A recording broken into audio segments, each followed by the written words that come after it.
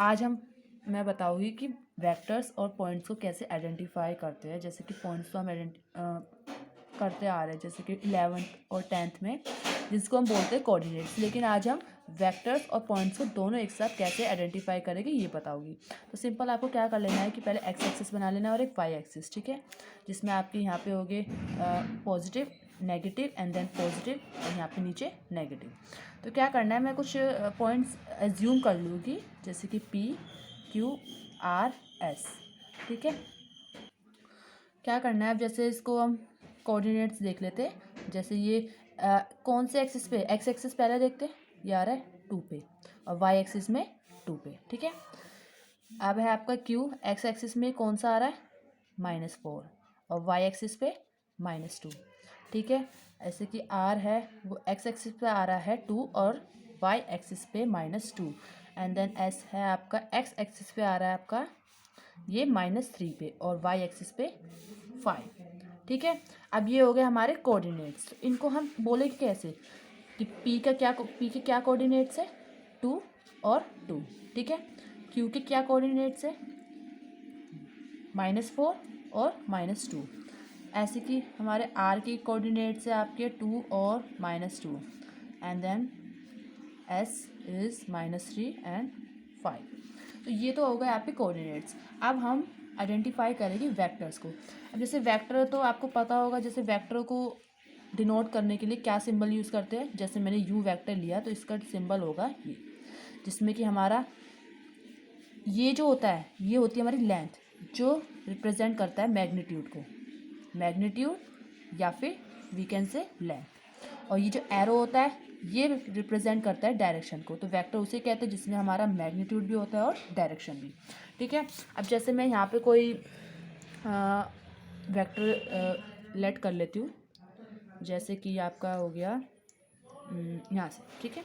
नहीं चलो आप, मैं ले लेती हूँ यहाँ से। एक ये ले लिया मैंने वेक्टर, ठीक है। इस वेक्टर को ले लिया मैंने यू, ठीक है। यहाँ पे भी ले लेते वेक्टर को,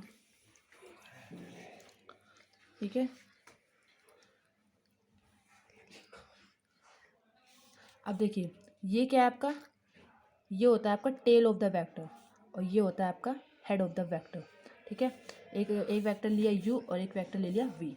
अब इसको कैसे डिनोट मतलब शो करेंगे, ठीक है। जैसे यू है, या तो आप इसे यू इसके ऊपर फोरहेड पे एरो डाल सकते हो, या फिर इसको सिंपल यू भी लिख सकते हो, ठीक है। अगर यू लिख रहे हो तो इसका मतलब क्वेश्चन में दे रखा होगा कि यू इज़ अ वेक्टर, ठीक है। या फिर डायरेक्ट ऐसे लिख सकते हो। तो यू का देखते हैं कोऑर्डिनेट्स कैसे रहेंगे। अब देखिए पी का कोऑर्डिनेट्स कहाँ पर है 2 और 2, ठीक है। अब ये देखना है हमें कि जो आगे कितना बढ़ रहा है। अब देखो ये है, ये एक्स एक्सिस से एक्सिस पे जो है कोऑर्डिनेट पी कहाँ था 2 पे। अब देखिए वेक्टर जो है कितना आगे बढ़ा है 1 2 3, ये यहाँ पे बढ़ रहा है। पहले हम इसको ऐसे लेट कर लेते हैं, और ये वाला कौन सा है ऐसे 5, ठीक है।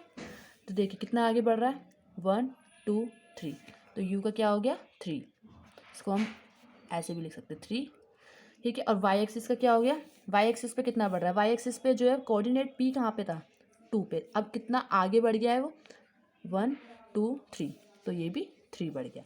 तो यू वेक्टर क्या हो गया हमारा 3। यू के जो वेक्टर के जो स्केलर है अंदर वो कितने हैं 3 और 3। ऐसे ही हम वी का देख लेते हैं। तो वी का क्या होगा, पहले इसको ऐसे लेट कर लेते हैं कहाँ तक है ये, ठीक है। अब देखो एक्स एक्सिस पे पहले पी आर कोऑर्डिनेट था 2 पे, अब वो आगे बढ़ गया। मतलब जितना आगे बढ़ रहा है या जितना कम हो रहा है उसको लेना है, ठीक है आपको। तो अभी कितना आगे जा रहा है 1 2, तो वी का क्या हो गया आपका 2। और वाई एक्सिस से कितना बढ़ रहा है, पहले -2 पे था, अब किस पे आ गया 1 2, तो 2 आगे बढ़ा। तो ये हो गए आपके वेक्टर, यू का वेक्टर 3 और 3 और वी के वेक्टर 2 और 2, ठीक है। आज की वीडियो के लिए थैंक यू।